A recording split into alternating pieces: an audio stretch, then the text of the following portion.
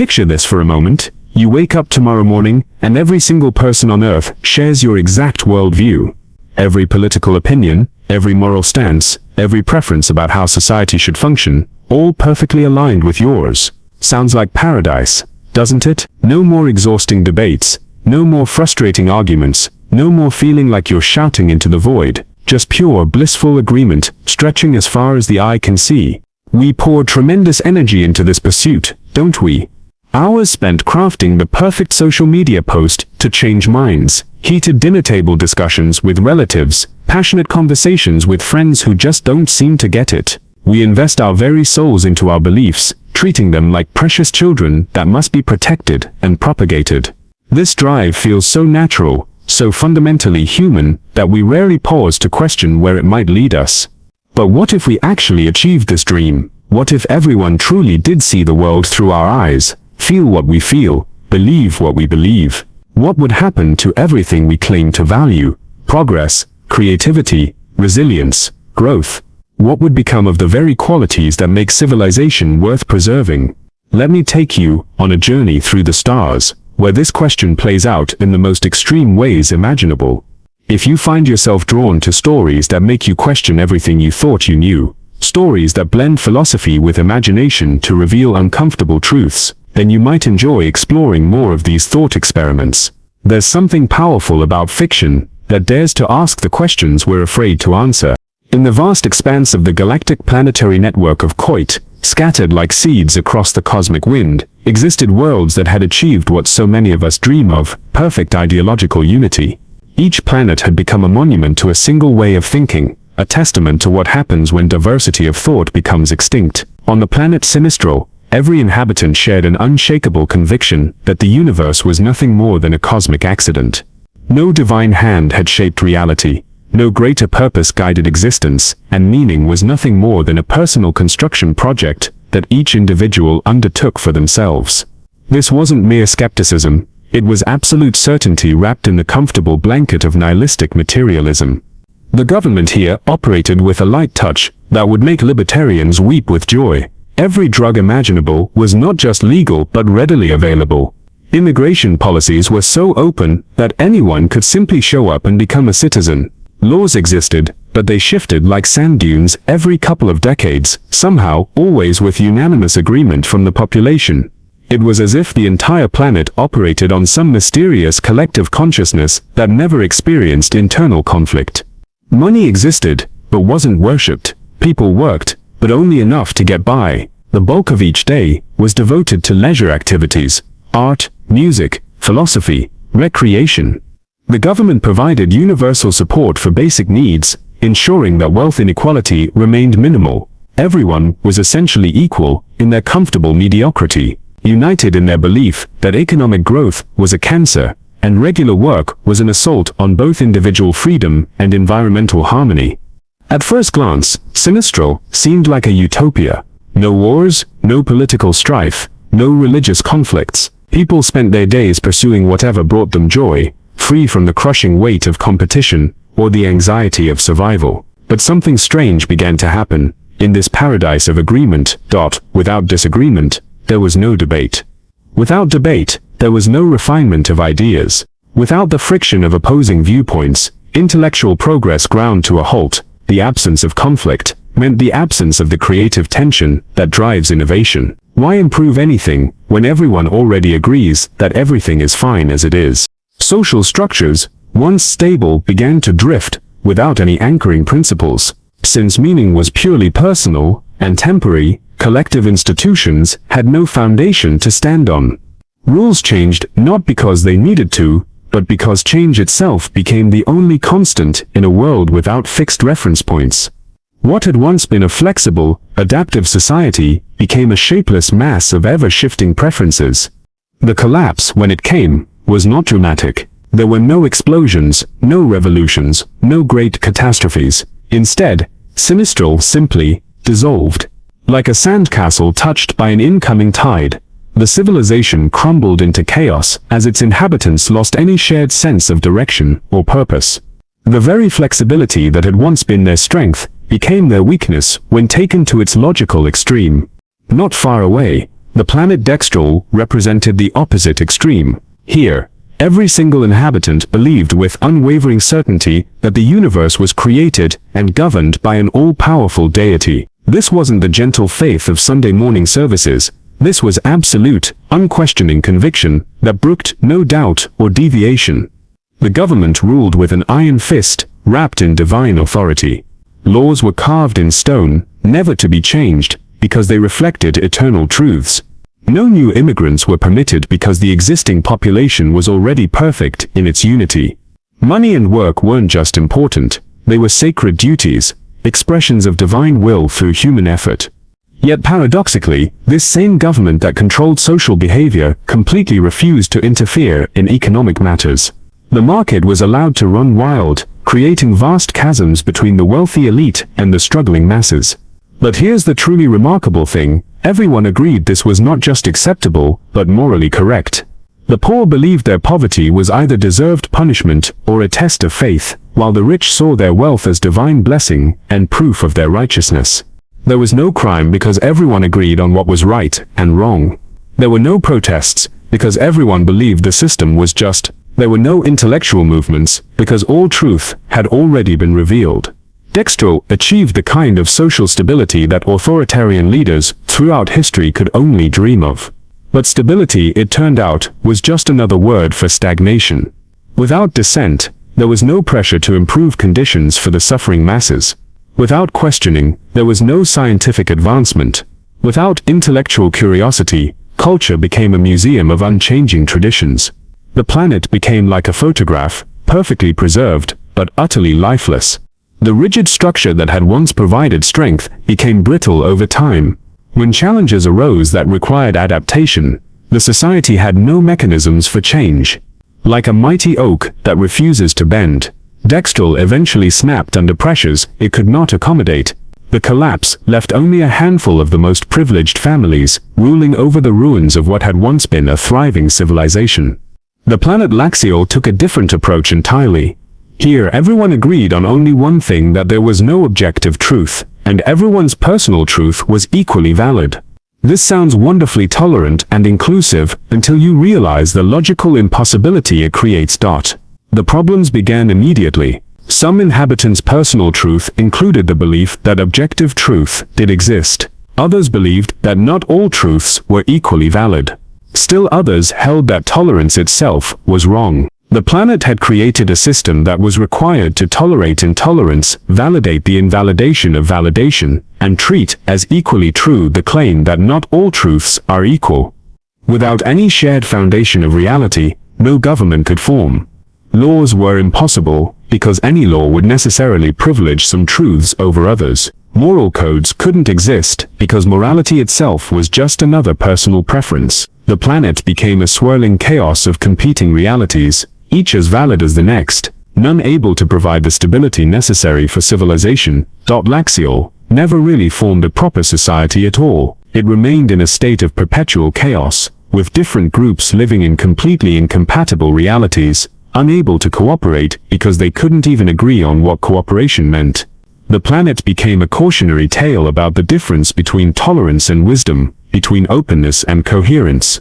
Planet 6 represented the triumph of pure rationality. Every inhabitant worshipped at the altar of logic, data, and scientific method. Their government wasn't run by politicians, but by computer algorithms that processed vast amounts of information to make perfectly rational decisions. Every policy was based on empirical evidence, every choice optimized for maximum utility.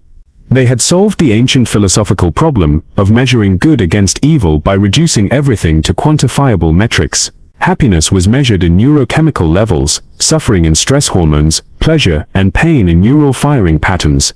It was the ultimate technocracy, where emotion and intuition were seen as primitive relics of an unenlightened past. The algorithms were remarkably efficient.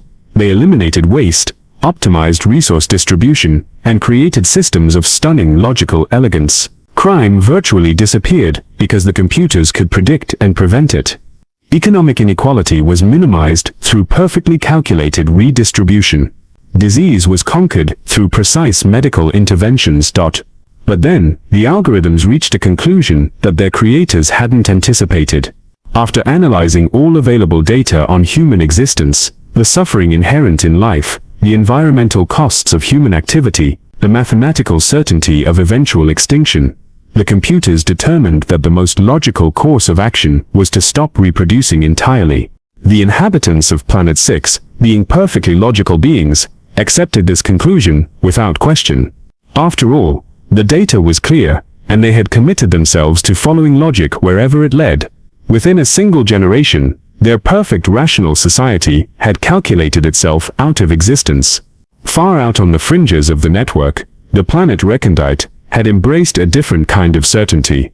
Every inhabitant believed that reality was nothing more than energy and vibrations, guided by the movements of stars and planets and the mystical properties of crystals and sacred geometry. They practiced elaborate rituals involving crystal alchemy, spent hours interpreting the positions of celestial bodies, and made all decisions based on what they believed the universe was telling them through various signs and portents. Somehow, despite the seemingly subjective nature of these interpretations, everyone always agreed on what the signs meant. Love was their highest value, but it was a vague ethereal kind of love that didn't translate into practical action. They spent their days in meditation, making love, and consuming consciousness-expanding substances, believing that these activities connected them to what they called the one eternal consciousness. The problem was that while they thought they were doing everything that mattered, they weren't actually doing much of anything at all. Crops went unplanted because the stars weren't aligned properly. Infrastructure crumbled because maintaining it wasn't spiritually fulfilling. Medical care was replaced with crystal healing and energy work. When starvation and disease finally came for them, the inhabitants of Recondite interpreted these challenges as tests from the universe, opportunities for spiritual growth. They faced their extinction with serene acceptance, convinced that their suffering was just another form of cosmic education. Their last act was a planet-wide meditation session, as they peacefully starved to death. Even further out, the planet Coven had achieved unity through shared paranoia. Every single inhabitant believed that the entire galactic planetary network was secretly controlled by a shadowy alien species that harvested resources and offspring from each world to maintain their own immortality and wealth. Despite having no evidence for this conspiracy, everyone knew it was true with absolute certainty. They saw the hidden hand of these alien puppet masters in every event, every policy, every piece of information that reached their world. Their unity came from their shared enemy, their common understanding of the true nature of reality. All of their energy went into military preparation, building shelters, and creating elaborate defense systems against the coming alien invasion. They questioned everything except their own fundamental assumptions, creating an echo chamber of paranoia that grew more intense with each passing day. The irony was that their fear of external control led them to create the very isolation and oppression they claimed to be fighting against. They became so suspicious of outside influence that they began to suspect each other. Families split apart, communities fragmented, and individuals retreated into ever smaller circles of trust. The final tragedy came when they became convinced that their very air was being poisoned with mind control chemicals by their alien overlords. They created elaborate filtration systems and chemical countermeasures, avoiding breathing as much as possible. In their desperate attempt to maintain their mental freedom, they literally suffocated themselves to death. Across the vast network, hundreds of similar planets told variations of the same story. Each had achieved the dream of perfect ideological unity, and each had paid the ultimate price for that achievement. Whether they embraced atheism or theism, relativism or absolutism, rationalism or mysticism, the result was always the same: stagnation, dysfunction, and eventual collapse. The pattern was clear. Even if its implications were uncomfortable, it wasn't about which beliefs were right or wrong, good or bad. It was about the very nature of belief itself when taken to its logical extreme. When everyone agrees, there's no pressure to improve, no challenge to grow, no friction to generate the heat of progress. These planets had achieved something that sounded wonderful in theory, but proved catastrophic in practice. They had eliminated the messy, frustrating, exhausting business of disagreement, and in doing so, they had eliminated the very engine of civilization itself. But there was one exception to this cosmic tale of ideological extinction. Back at the center of it all, The planet from which the entire network had originated continued to function and thrive. This was Earth, the stubborn, chaotic, endlessly frustrating world that had somehow managed to avoid the siren call of perfect agreement. Those who had remained on Earth, who had resisted the temptation to flee to more comfortable corners of the galaxy, where everyone thought like them, continued to experience all the things that the other planets had eliminated. Conflict, disagreement, constant unrest, endless debate, frustrating arguments, and exhausting political battles. But they also experienced something that the other planets had lost, the fruits of that conflict. Intellectual innovation, born from the clash of ideas. Technological advancement, driven by competing visions of the future. Social progress forged in the fire of moral disagreement. Cultural richness created by the mixing of different traditions and perspectives. On Earth, people who saw the universe in fundamentally different ways still managed to become friends, partners, families. They also became enemies, of course, but even their enmity served a purpose. Opponents kept each other honest, challenged each other's assumptions, and prevented any single worldview from becoming so dominant that it stopped evolving. Instead of dreaming of a world where everyone agreed with them, the inhabitants of Earth had learned something more difficult but more valuable: how to coexist with and benefit from those who disagreed with them. They had discovered that the convergence of diverging ideas, rather than the elimination of divergence itself, was the key to long-term survival and prosperity. Earth remained what could only be described as fragmented together, a world where unity came not from agreement, but from the shared commitment to working alongside those who saw things differently. It was messy, inefficient, and often maddening, but it was also dynamic, adaptive, and alive in ways that the perfectly unified planets could never be. The secret wasn't in finding the right beliefs or the correct worldview. The secret was in maintaining the creative tension between different beliefs and worldviews, allowing them to challenge and strengthen each other, rather than seeking to eliminate the challenge entirely. This wasn't a comfortable truth. It meant accepting that the very people who frustrated them most might also be the ones keeping their civilization healthy. It meant acknowledging that their political opponents, their ideological enemies, and their cultural critics might be serving an essential function even when they were completely wrong about everything.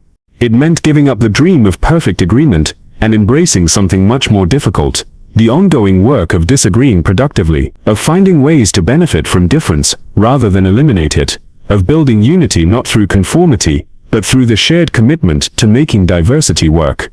As the other planets of the galactic network continued their slow spiral into extinction, Earth kept spinning, kept arguing, kept growing. Its inhabitants had learned that the goal wasn't to create a world where everyone agreed, but to create a world where disagreement itself could be a source of strength, rather than weakness. The cosmos had provided a stark lesson in the dangers of getting exactly what we think we want.